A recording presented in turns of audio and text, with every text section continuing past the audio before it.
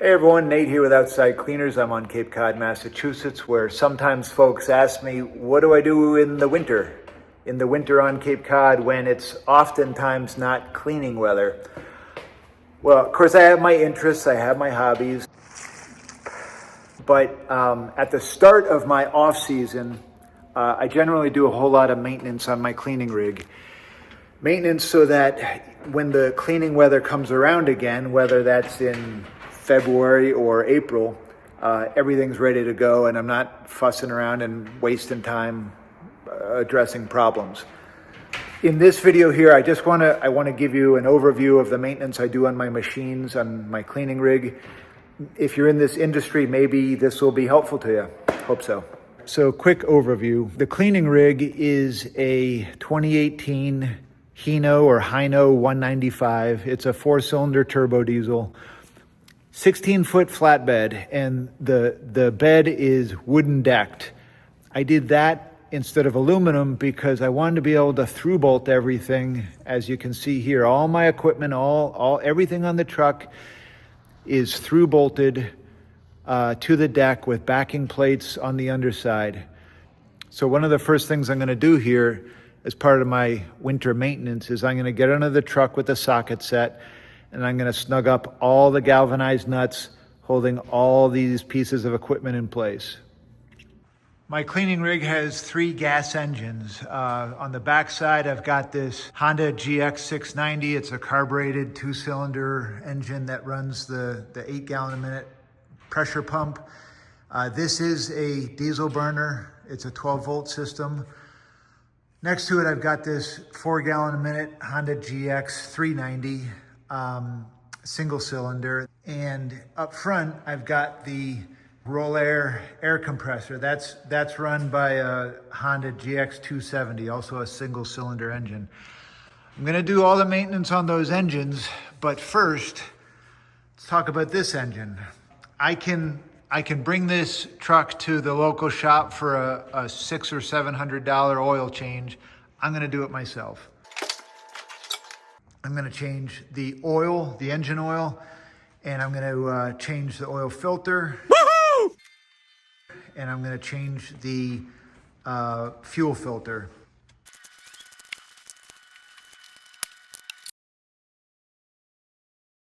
Now, happily, all of this is readily available. The info and the parts are available online. When it comes to my machines, first thing I'm going to do is I'm going to drain the fuel and get rid of the fuel because, in my opinion, fuel quality these days is pretty low. It doesn't store well on its own, and yes, I can add things to it and hope for the best that way. I'm going to not deal with that at all. I'm just going to drain the fuel, especially the gas from my machines, and I'm going to put that in my truck. All right, so once the fuel's drained of these machines and I've run them out of their old gas,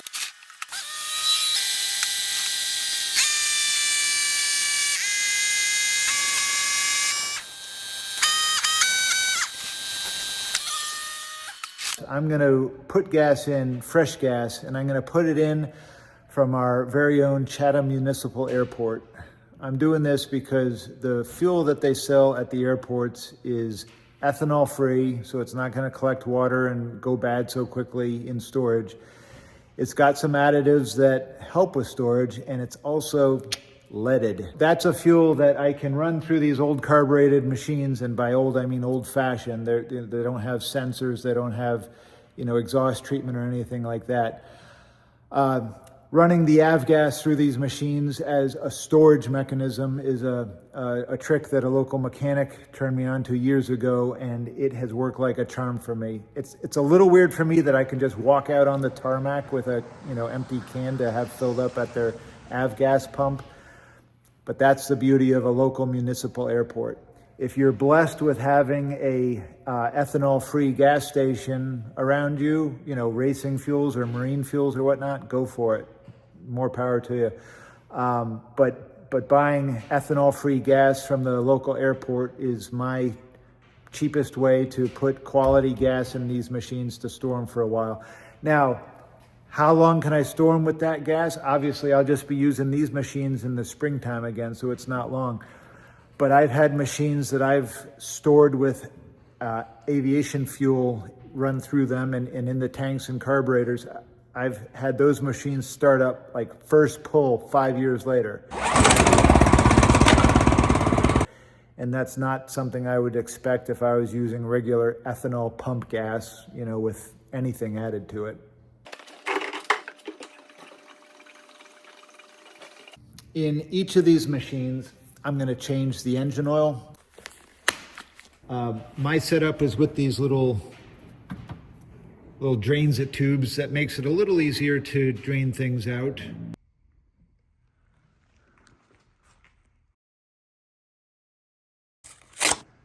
The little machine doesn't have its own oil filter. The bigger machine does. So I'm going to go ahead and replace.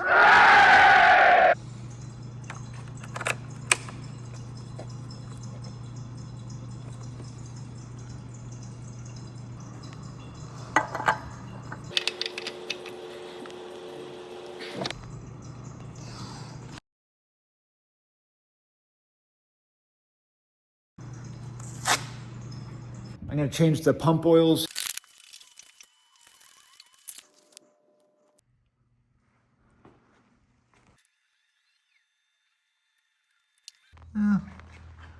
Good enough.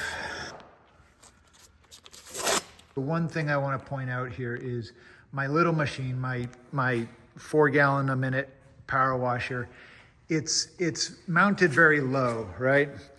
And usually these machines have some sort of mounting bracket or you know, lifting feet or something under them.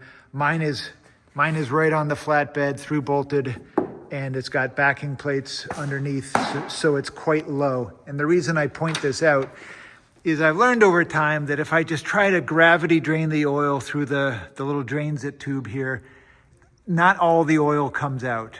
The oil will stop flowing and there'll still be a bunch of old oil in the crankcase. So what I've learned to use in this situation is something like this. And I got this one from Harbor Freight for like $8 or something. I'll link to similar ones that you can get on Amazon, but it's just it's a one-time use. I'm just gonna hook it onto the drain tube and then hand pump into a bucket of oil here. For this type of setup, that's really the only way I know how to completely drain the oil from that machine. It's not practical for me to, you know, go underneath and unbolt everything and tilt the machine or anything like that. I do use synthetic oils because, as I understand it, it's not that they necessarily protect better, but they do generally are more tolerant of longer intervals between oil changes. And I try to stick to a schedule, but you know, if something slips, I just, for the few bucks that it is, I think it's worth, you know, the upgrade from conventional. I don't know, that's just what I do. Each of my gas machines has an air filter. I'm going to change that at this time because, you know, even though the work I do isn't like real dusty, it's not like I'm mowing lawns, these machines don't see a great deal of dust. It's easy to do and it's right in front of me, so why not do it?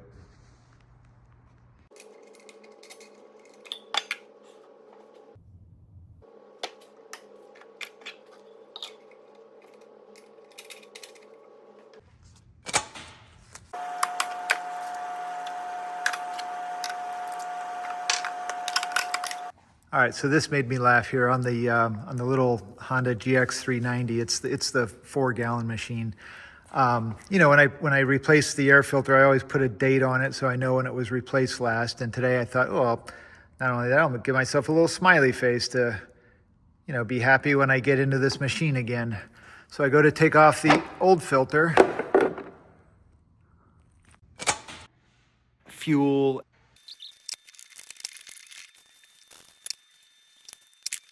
I'm going to replace the spark plugs. The spark plugs that I like are NGKs.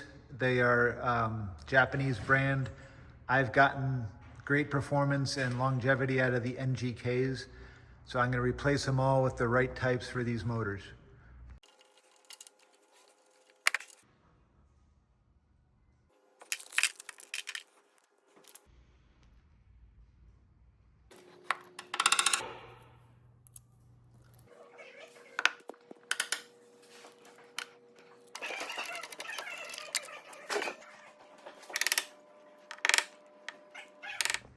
Each of my hose reels have one of these 90-degree super swivels.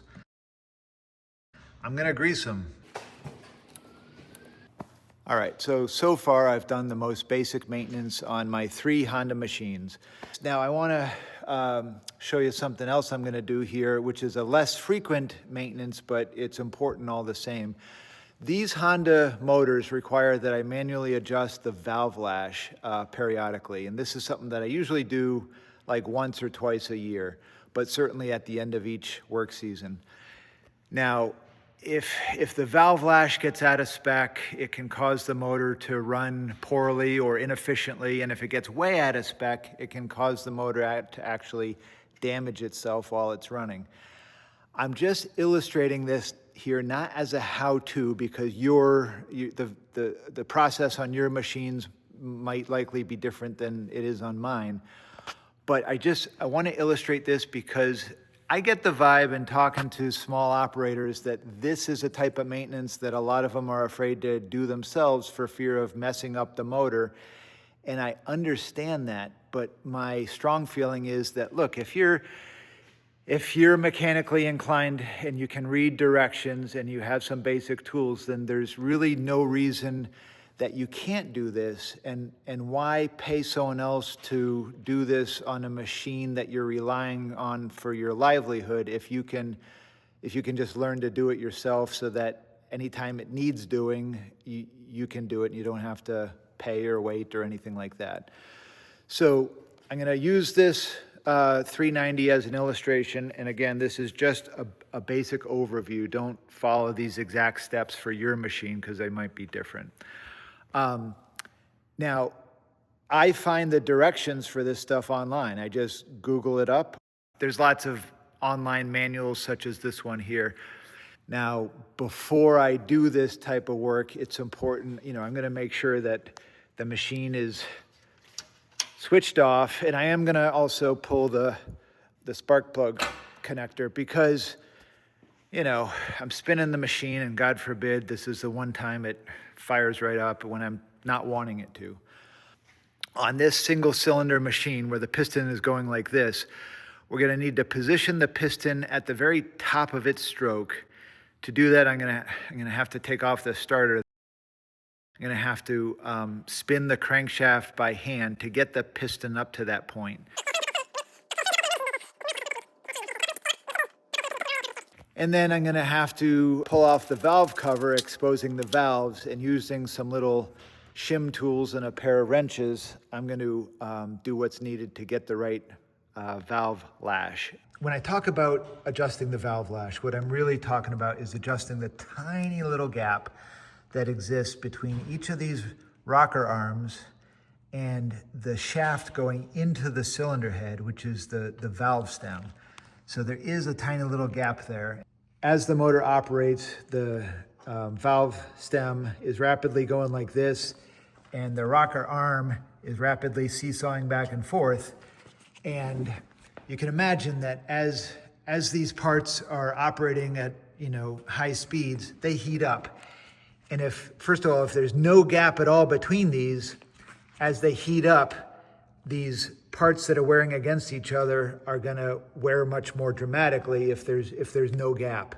So you want a little bit of a gap to account for expansion, but too big of a gap, you can picture if it's this rapidly moving mechanical system got too much slop in it, then it can be like a Congo line that's out of sync and things start colliding or fluttering in the wrong way, causing its own kind of wear and damage.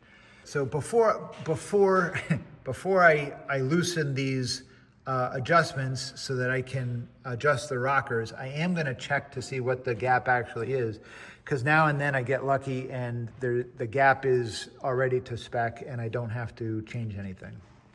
Having 2 valves on this motor, it's pretty straightforward to figure out which is the intake and which is the exhaust valve. As I look at this, the intake, I have my carburetor here and my air filter here, and I have my exhaust manifold here. So this is the intake, this is the top of the intake valve, and this is the top of the exhaust valve assembly.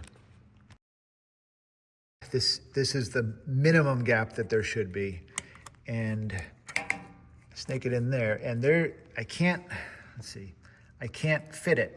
I can't fit it between the rocker and the top of the valve stem.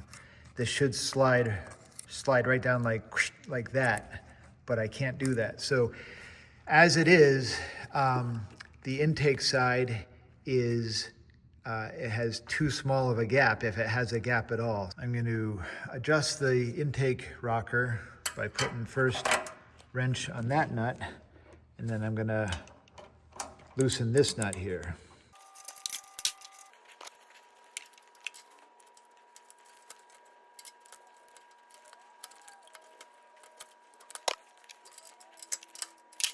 My 6 fits, but my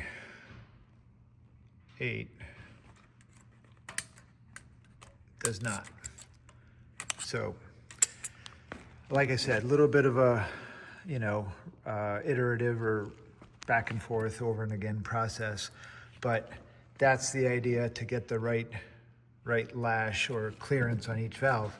Now, I'm not gonna just Gorilla tight this down. I am gonna torque it to the specs on that sheet.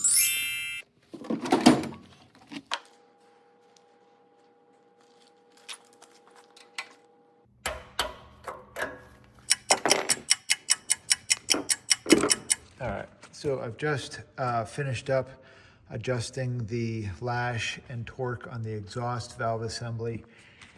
Note that the intake and exhaust valve each had a slightly different valve clearance requirement, so don't assume they're the same from one valve to the next. That's all set. I'm going to put the valve cover back on, and I'm going to put the pull starter back on, and that motor is done in terms of adjusting the valve lash. Then I'm going to do the same on the GX on the air compressor and the 2 cylinders on the 690. So that's it. That's the very basics that I've done to just make sure my machines are ready to rock when the weather comes around again. Now, like every other exterior cleaner in the world, I'm gonna play a little Tetris with my equipment and my tanks and everything this off season to just try to see if I can fit a little more in, make things a little more efficient. But in terms of maintenance at this point, I know that I've done what I need to do and everything's ready to go. So hope that helps somebody. Hope you're well. Bye.